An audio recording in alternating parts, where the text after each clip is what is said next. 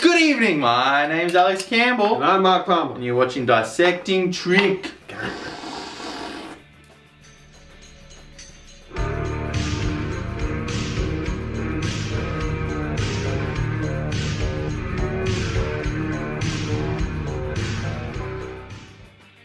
So we open with a bit of a subversion. We think that Riker and Worf are down on this alien planet doing these fucking extreme adventures.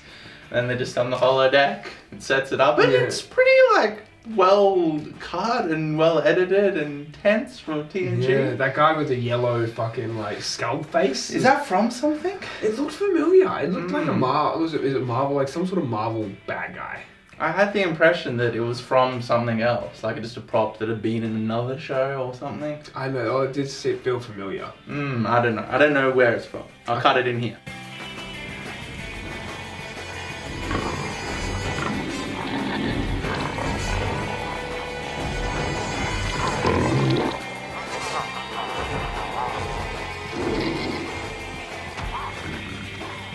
I feel like if Worf had had longer hair though, he would have looked a whole lot more intimidating when he was doing that growling thing, but his hair just looked so funny.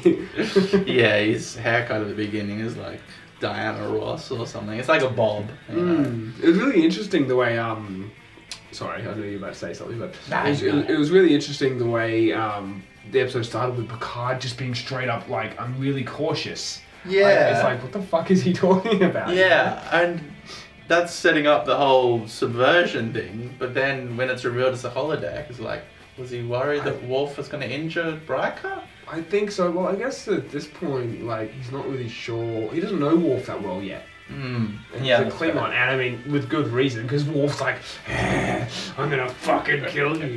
Worf does get going, which is weird, because he's this fucking second officer, he's commanding officer by far. And they just drop it.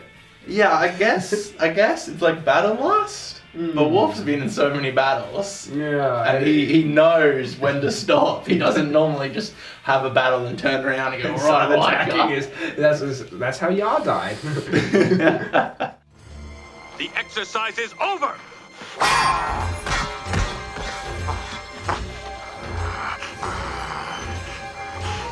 At ease, Lieutenant! Wolf just killed her. Every battle he gets into, he needs to kill one red shirt. So yeah, they always put or commanding officer. Well, red shirt. Yeah. Because I guess the gold shirts in TNG. That's your Geordie or Ford. It doesn't quite match up. Red is command. I think gold is security, then blue is engineering. But Data wears gold. No, blue is medical. Blue is medical. Jesus, I guess I don't have that many medical people. Geordie's engineering and he's yellow. And so engineering security, command is red, engineering security is yellow, blue is medical, and science, I think? Yeah, that makes sense. Yeah, I think TOS was way more simplified. It was, gold is command, red is security, blue is engineering or some shit. No, blue was still doctor and science, because Spock was a science officer. I guess and Scotty was red too. He wasn't security. He was engineering. Yeah, so it still was gold is the lead, is the captain, and then everyone else kind of had scattered colours. Yeah. Same sort of concept here, except in the first season where there was a bunch of different red. Like LaForge was red, Worf was red. Red men wearing dresses. Not anymore, they've cut it out. So the little intro was good. I mean, it's weird that Worf just has a go at Riker here and it's just dropped immediately. Riker's like, yeah, we're all cool. Yeah, right? And legit, literally a second afterwards, Lieutenant's like, oh, okay, cool, would you like to go and fucking... It takes him 2 times. He says something to Worf and Worf's still like, nah, I'm gonna kill ya. And then he says, yeah, Lieutenant. He wouldn't have been able to kill him with that anyway, because it's a holodeck fucking weapon. Yeah, there are precautions to stop people from getting injured, which is weird that Picard is like, I'm worried about them, other than for the audience's sake. Actually, if it's one of Worf's training exercises, he probably disabled those safety protocols. That is true. That is the thing he does. But why the fuck was Riker there? You know what I mean? I get he's a good warrior. I guess he'd be a good battler, good warrior, whatever the fuck. He's good in combat. Yes. Yeah. But I don't really. It doesn't make a lot of sense to me that he was there. Yeah, there's no real thematic reason or narrative reason for him to be there. Like in Deep Space Nine, it makes sense for Dax to be there because, you know, a lot of history with Klingons and blah blah blah. Yeah. But Worf tells a little cool Klingon story in this episode too, and I really enjoyed it. oh yeah. I was never really a fan of the Klingon episodes. I don't know why, and maybe I'll change my mind when we go back through them. But I don't know, it was just all the makeup and the rah. But watching Vikings and getting more into Vikings, his little story reminded me of like a Vikings moment. When they first see the anomaly, he says about some Klingon fucking legend and myth where this giant space something, octopus or something. No, it was just a black cloud, black monster. Yeah. A black monster. Would have been a in black space hole, I guess. that swallows vessels. Like, well, if it was a myth, why is it talking about spaceships? Like, you'd think Yeah, well that's the thing, right? They're like primitive. the space Vikings. It's like- I definitely get that though. Like I was the same. I was just saw Klingons as dirty and I don't really like them that much. But I guess watching Deep Space Nine really made me Deep appreciate Space them Nine more. did the Klingons really well. Like they started bringing those legends and myths as actual characters into the show and stuff. Mm-hmm. But I remember just the TNG stuff. Like it's more politics in TNG. Yeah. They go down and someone's trying to kill someone and they've got rubber masks. The and like, diplomat oh, yeah, as well. Picard's the diplomat every single time. But yeah, Deep Space Nine had a lot of good Klingon stuff. There's one where this old guy wants like his last adventure and they go on a big Oh, that hurrah was a and he great dies. one. He wanted Yeah. to die in combat, and he Mm. felt like he'd lost his chance to do so. Yeah. And they're like, "Nah, fuck you. We'll get you killed." Yeah. It's straight up Valhalla, right? Yeah, just what Skolvator? Skolvator is legit Valhalla. Something like that. Yeah. Just replace the word Klingons with Vikings and Valhalla with Skolgator. And it's like a spaceship instead of a Yeah. those the clouds. My thoughts were of an old Klingon legend. A gigantic black space creature which was said to devour entire vessels. Yeah, so this is a really stereotypical TNG storyline. The alien entity. We come across this mystery and we have no idea what it is. And the whole episode is basically trying to figure out what it is and what's going on. Yeah, good, interesting approach they took as well. It was really slow and methodical and scientific. And it had tension and suspense, but it moved along so slowly and beautifully. It felt like the next gen we know and love. They're This trying is- to figure out something, that they weren't trying to rush into action or anything. Even when Worf's like, we need to fuck him. Yeah. He's just like... Yeah, this is the exact reason that I love TNG when I first watched it, because I'd never seen anything like this before. I'd only seen like Star Wars or Farscape or SG-1, where it's like... Yeah, Farscape. You're gonna watch Tinny in my Farscape review from a year ago, it's up here. We got a lot of hate for that, eh?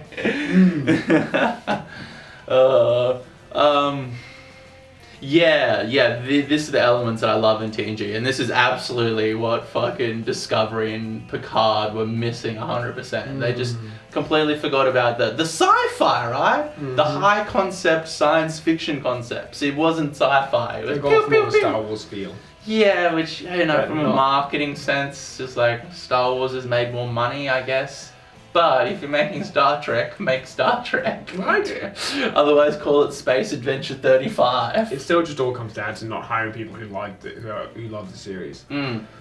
Or have even watched the series. But even Enterprise is, I mean, it's pretty old now, I guess. But like, Yeah. it was most recent before this shit came out. Yeah. And it received a lot of hate. But I recently rewatched the whole thing, and it still feels very Star Trek.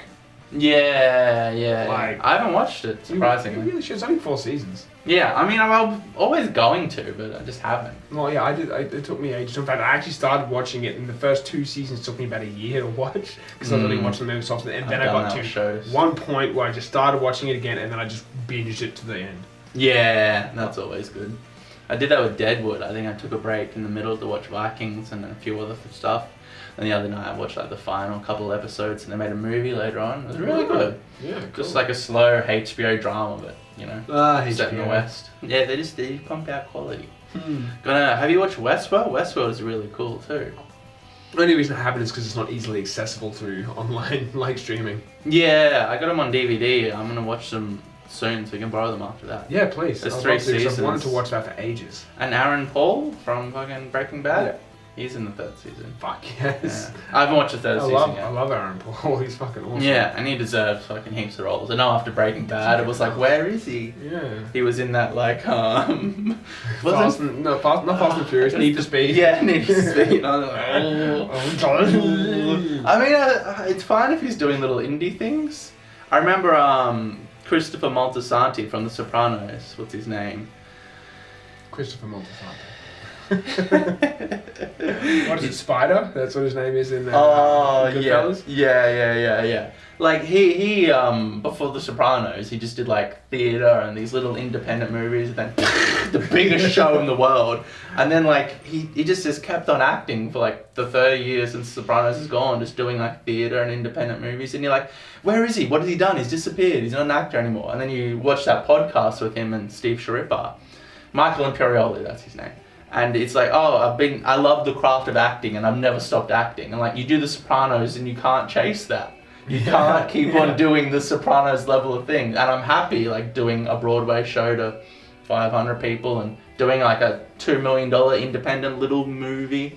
I was like, that's cool. He's in it for the craft. Well, exactly. He knows that he didn't fall into the trap a lot of actors do, where they get this big break and they're trying to get big roles like and that. They do all the terrible blockbusters. And then people are like, Ooh. their career. Yeah. Instead, he's just like, you know what, I'm going to do everything I want to do, not what I think people want me to do. Yeah. That's respectable. Yeah, chose roles that he wanted to do. So yeah, who are we talking about? We're talking about someone in Star Trek before this. Perhaps they're doing that. No, we're talking about Aaron Paul. Yeah. Maybe he's doing that. I don't think so. I think he just had some bad luck. That's fair enough. That fucking happens, man. You can't Breaking Bad. Like, Breaking Bad happens. No one expected it either. Yeah. It was something small. You can't keep on doing things of the caliber of Breaking Bad because it's in like the top 5 best television shows ever. He wasn't even supposed to be in all of Breaking Bad. Yeah, he was supposed to die in the first season. 1. Yeah, no, like, no. Yeah, you're good, mate. And then he fucking just shined, which makes it absolutely shocking that he's not big, big a name. And they did that afterwards movie, but no, that seemed kind of pointless. Average, man. I watched it. It was alright. Yeah. But it was nothing. It didn't contribute anything to the story. I mean, you watch Breaking Bad for, yes, Jesse, but him and Walt's chemistry. Pun intended.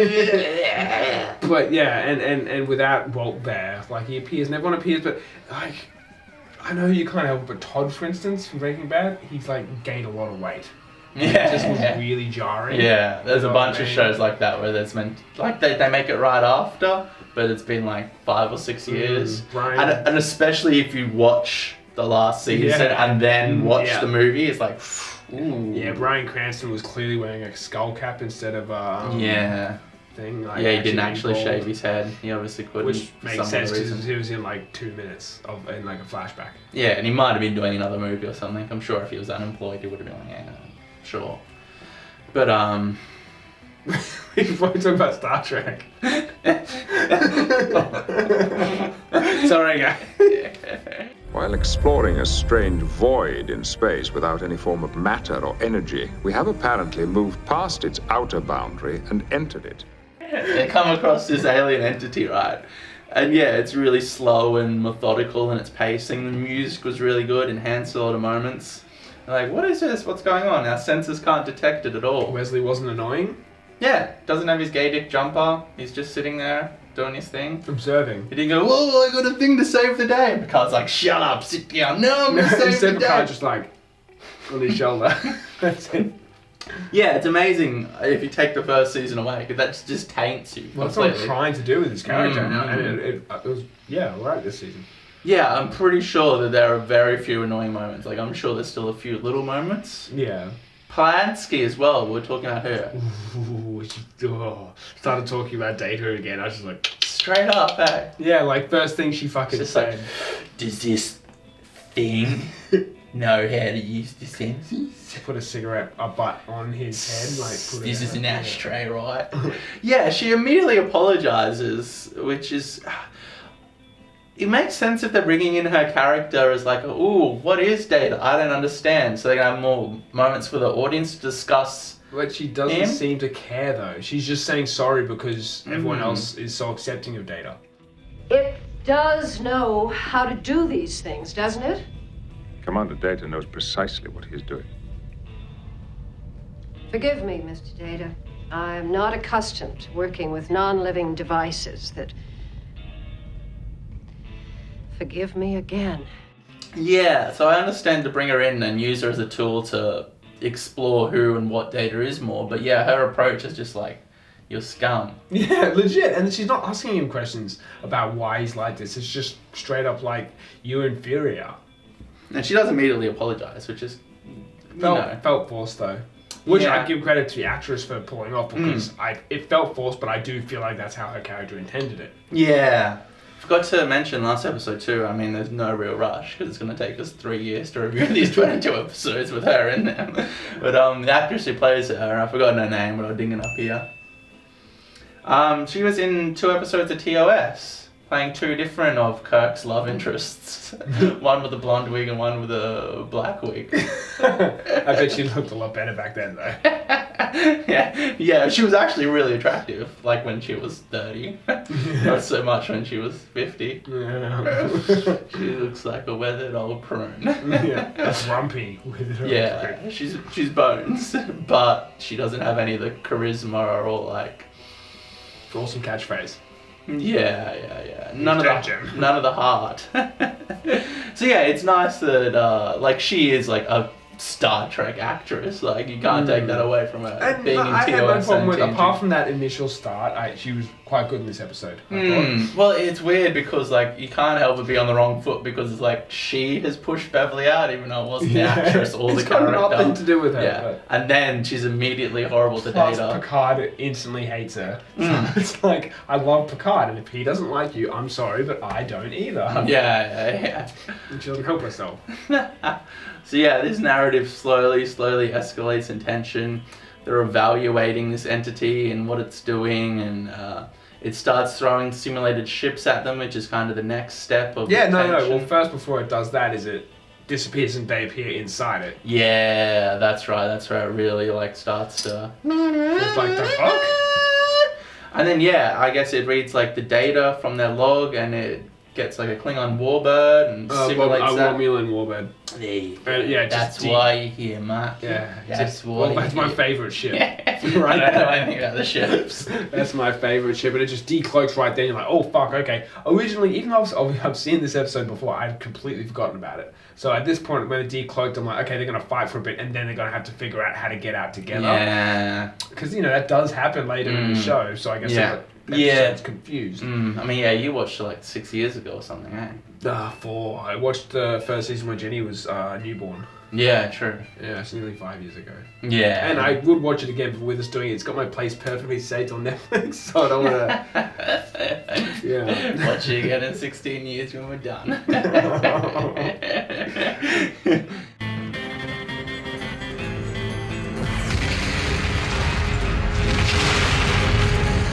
Directed, sir. My shields are weakening. And then they blow it up because it attacks them or whatever. Does it actually do damage though?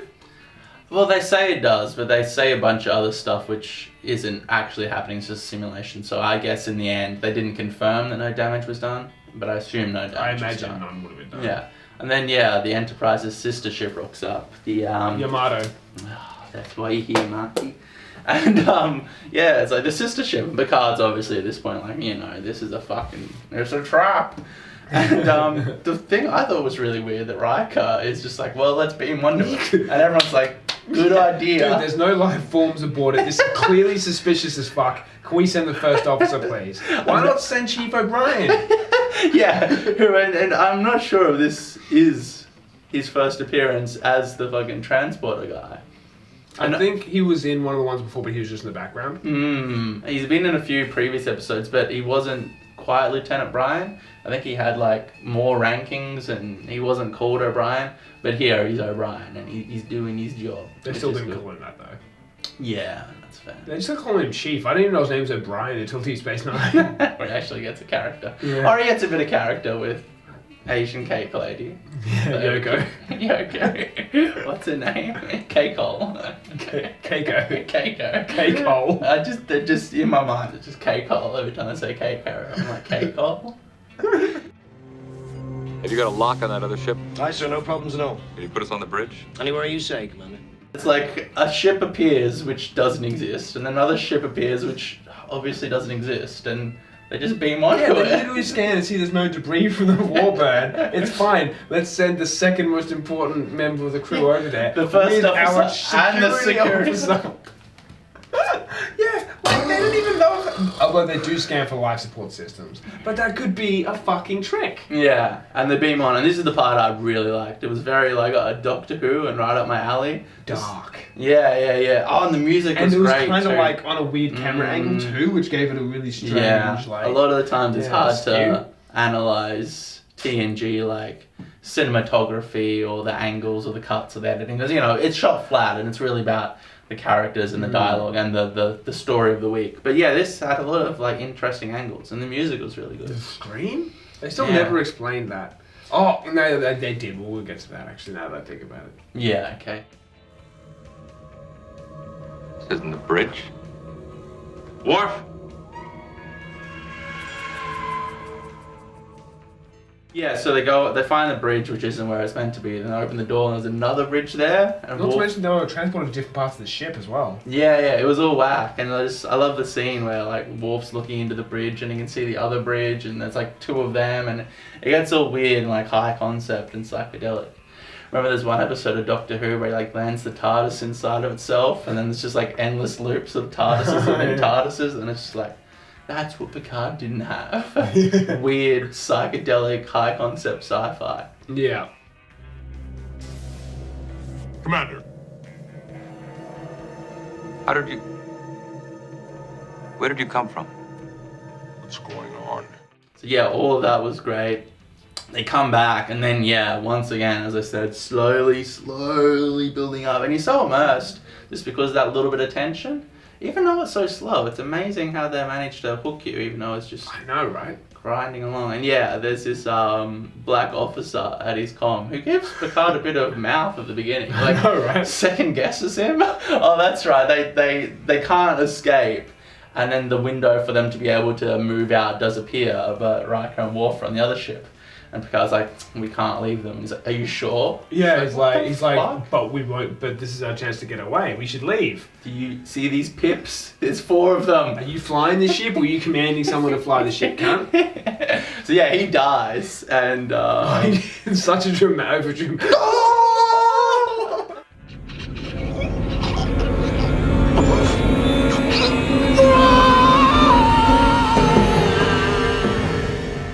and the music is like. I feel like that's a meme or something. I've seen that around. With If not, it should with be. like porn cut into it, and then shows him. Yeah, I mean it's silly as fuck, but it's great. He did a great job. It's no, and it did. I did feel for the guy. Like when I was watching Yeah. it, like it seemed like an He's absolutely pained. horrible death. Yeah, he's like. But I did also laugh a little bit at the dramaticness of it. Yeah, which is fine. TNG should be silly. Yeah, and then the face appears, right? Yeah, and what's the guy's name? Oh yeah, I can't remember that one. Because it's not a ship. Well, I mean, I've written it down. Nagolin? Abigail. Nagolin? Does that sound right? Nagini? Nagini? That's the snake from Harry Potter, isn't Yeah, it? it is. Let's just call him Nagini. Yeah, let's go on Nagini. He tries to simulate like what a human should look like, and it's all fucked. It's fucked. weird. Yeah, Nagini just doesn't know. Yeah, he looks off and weird, which is good. What he should The be. eyes were kind of cool though as well. No they're blinking either. Even though it's in the 90s, really 70s style. Yeah, that's fair enough. So yeah, he appears and he's like, I'm holding you captive, kills old man, and he's like, I need to experience death more. Even before that, they do figure out like that it's like a science experiment of like Yeah. house with the rifts and the holes. Yeah, that's right. Which is yeah. pretty cool. And the way Nagini talks, it feels like, I guess, a scientist is so, like, nothing. This is just an experiment. Yeah, like evaluating the specimen and like throw the ships at them and like take it further and further, kill someone on the ship. It's like, yeah, a lab Just to see what experiment. it's like. Which is really interesting and very, very TNG. then yeah, he's basically, or it is basically like, I want to see what death is like. You'd only take like a third or a half. Yeah, of the crew. third, maybe a half. Yeah, which is a really great like fucking escalation. Don't they have like 2,000 civilians on there too? Like, yeah. So he'd be sacrificing a heap of them, no doubt. Yeah, he'd be killing a lot of people. To understand death, I must amass information on every aspect of it. Every kind of dying. The experiment shouldn't take more than a third of your crew. Maybe half. And then, like, this part, it felt silly, but there was only 9 minutes of the episode left, I checked, so it's kind of like, you know, they set it up and it's all beautiful, and I was like, alright, we need to wrap up now. Picard is immediately just like, alright, let's blow up the ship. Yeah, it's like, we can't sacrifice half our crew, let's sacrifice all of them. Yeah. That's what I was like, huh? Yeah. And it's so sudden, and like, there are a few, like, protests, but then like, okay, let's do it. And Riker's like, yeah, let's do it. Like, one person dies. Yeah. And Picard is immediately like, let's destroy the entire ship. It's more about just not giving him what he wants, I suppose, but that's kind of a total dick move. I mean, I don't think it was a bluff. It makes sense. There's children on that ship. He was bluffing, yeah. Like, wait till, like, lots of people die. Like, wait until... No, everybody's dead. Like, fight a good fight and go down fighting. Don't just immediately blow the ship up. Although I guess the thought could be he saw the amount of pain that old mate went through, and the guy literally said, "I want to see what every kind of death is like." That's fair. So you're gonna get children who are being drowned, being burnt alive. Yeah. You know. That makes sense, actually. 20 minutes to auto-destruct.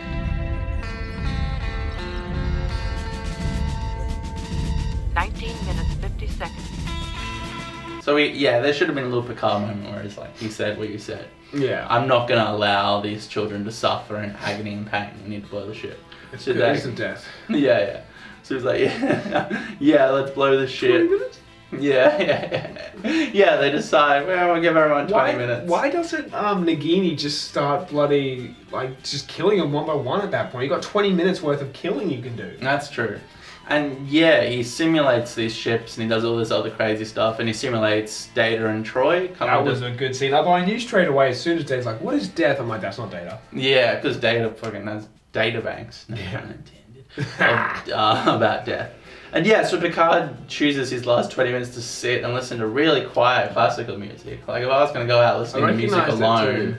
Yeah, I don't know where from, but classical music is because it's like you don't have to pay copyright because out of copyright is just in ads and movies and it's everywhere. Every classical piece, you sit down and listen to Wagner or Beethoven, you're like, oh, yeah, I know all of this. Just living in the Western world, it's just on ads for toilet paper and shit. No pun intended. Shit, yeah, right. It's going to sound like a pun. Oh, wait. I thought you were calling classical music shit when you said no pun intended. I was like, wow. No, classical music is obviously good.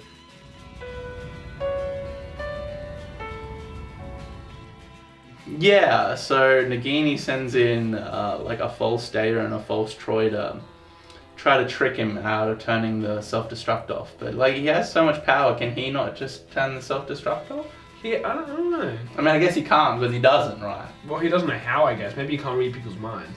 Yeah. He can't control people. It's just like, he's so powerful. It's like the George Carlin joke. It's like, he's this big entity that's all omnipotent. He created everything, he did everything, he made everything. It's just money. He can't get enough money. He needs more money. It's like he can create all these fanciful things and trap the ship and Wormling warbirds and all this shit, but he just can't turn off the self-destruction. He just can't do it. I think, yeah, Picard does a really good bluff where... that speech about death was amazing, though. Yeah. I cut a little snippet in here. What we are goes beyond Euclidean or other practical measuring systems, and that our existence is part of a reality beyond what we understand now as reality. Yeah, and then Picard, they actually do get out. Nagini does actually let them out. Well, the way I thought of that was, he's not a monster. Yeah. He was just curious. Yeah, it was an actual science experiment. And he didn't want them all to die. And he has a little moment with Picard at the end where they kind of see eye to eye, even though he brutally murdered that guy. We do have one thing similar. Look, we are similar in one way, curiosity. Yeah. Oh, you have a point. Cut to the guy like, ah! You're right, we are similar. Picard's already shot him out into fucking Nagini. Didn't even wait till he got into open space. He's just still on the bridge. They haven't done anything. But Wesley's just sitting there at the desk and he's just on the floor next to him. He's still there, frozen. And then, yeah, it all wraps up really nice when Neville Longbottom gets Godric Gryffindor's sword and cuts off Nagini's head. I did like the way they didn't have to try and do anything to defeat Nagini. Like, it was all psychological defeat. It wasn't like they had to fire a torpedo at the fucking heart of him and shit. You know? They didn't have a massive laser battle. Yeah.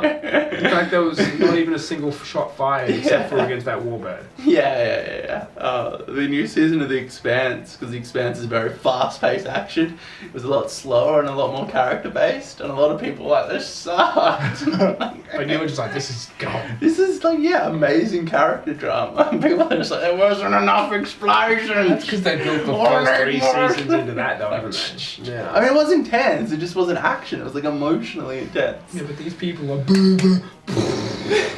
They love Discovery. Yeah, exactly. And Picard.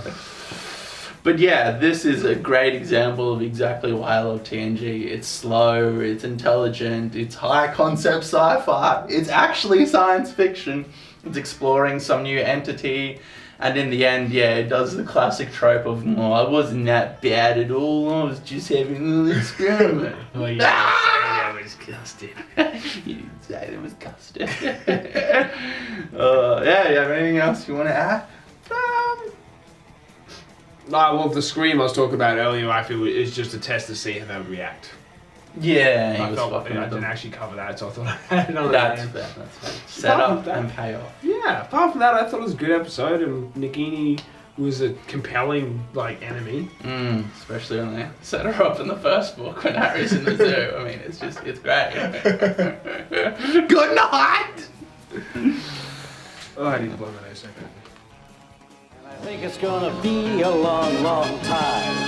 The touchdown brings me round again to find I'm not the man they think I am at home.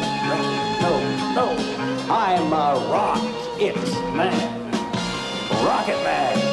Burning out his fuse out here alone. And I think it's gonna be a long, long time. And I think it's gonna be long, long